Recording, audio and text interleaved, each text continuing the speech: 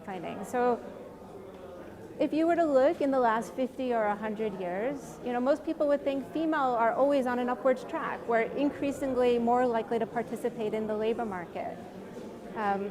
But she has shown us, by going even further back in history and collecting data that people never thought could be collected, that this upward path was not, always true. That actually in the 1800s, female employment decreased from like a high of 60% in 1800 to about 15-20% in the early 1900s. And why was that? So this brings us sort of the second contribution. She explains, this sort of U-shaped pattern throughout history with a framework that is about how women make decisions on whether to work in the labor market. And there are many factors that go into these decisions. In the 1800s, so what explains this 1800 decline? In the 1800s, we had industrialization, right? And industrialization brought new jobs from agriculture to the factories, where women had to work in the factories, or people. And the conditions in factories were very dirty. There's a stigma on females participating in these factories once they got married. So that's one part of the puzzle, that there's this stigma.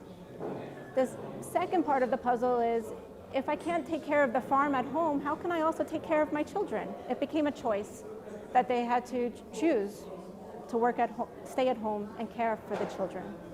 So she sort of went back in history to explain, in what way could this prize affect our lives today? What could we use this knowledge for? Right. So she didn't only explain history. So I think the answer to that is two parts. Right? She's explained female labor market outcomes throughout the last 200 years, but also today.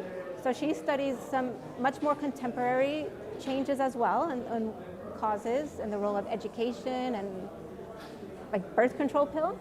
But I think the important takeaway also is that by focusing on one context, on the US, we can observe many changes from this long run perspective, right? That we can observe what happens when we go from an agricultural society to an industrial society. What happens when we go from an industrial society to an office-based society?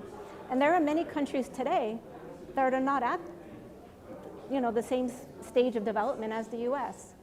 So we can learn from the past by looking in the US and speak to what might happen and what might be relevant in other more developing countries today.